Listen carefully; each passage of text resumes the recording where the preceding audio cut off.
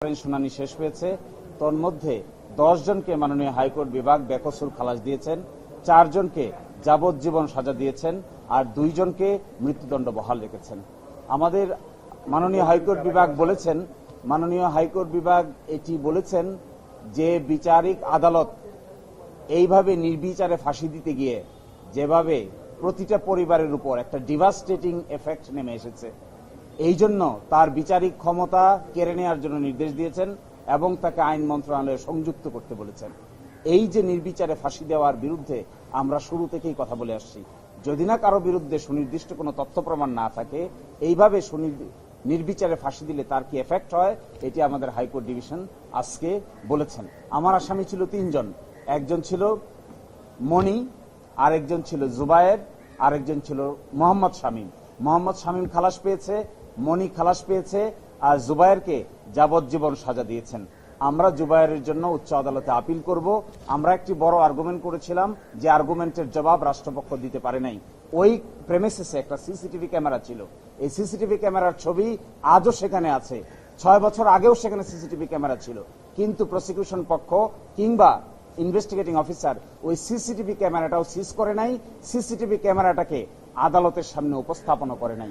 একটা প্রেমিসেসে যদি CCTV camera থাকে, এর ফুটেজটা যদি আদালতের সামনে আসতো, সুনির্দিষ্টভাবে বোঝা যেত কে কাকে কোথায় কি করেছে, কিভাবে কে কাকে মেরেছে কিংবা মারে নাই। কিন্তু একটা রহস্য থেকে গেল যে 3 তলার উপরে, যে সাইকেল সেন্টারের উপরে এই নুসরাত কি করে তার এখানে আগুন লাগালো আর কেউই শুনলো না।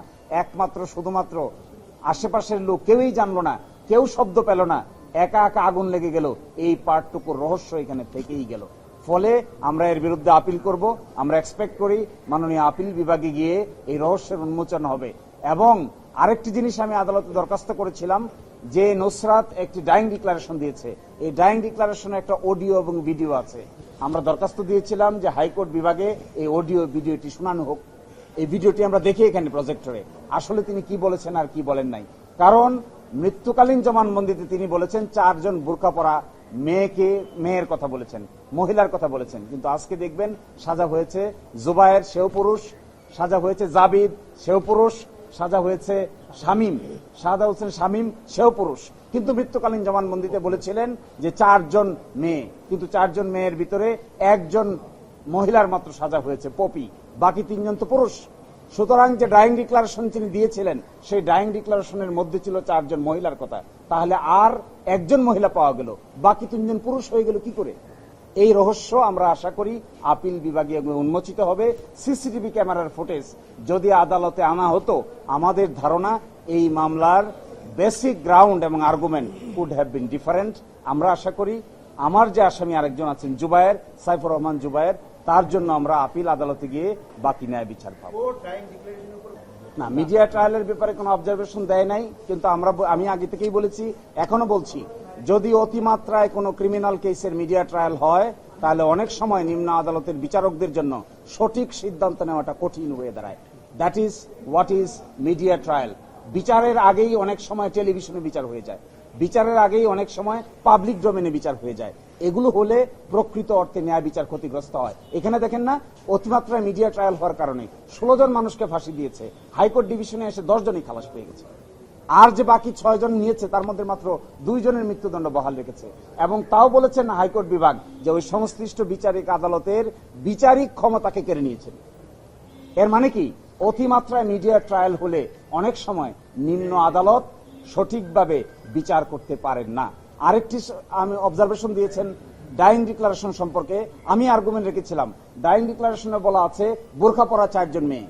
যদি তাই হয়ে থাকে, তাহলে আজকে যে সাজা হয়েছে তার মধ্যে 3 জনই পুরুষ, বাকি 1 জন কোথায় গেল? যে বোরকার কথা বলা হচ্ছে, এই বোরকা যাদের কাছ থেকে কিনে আনা হচ্ছে, তারা এই বোরকাকে করবরেট করে নাই।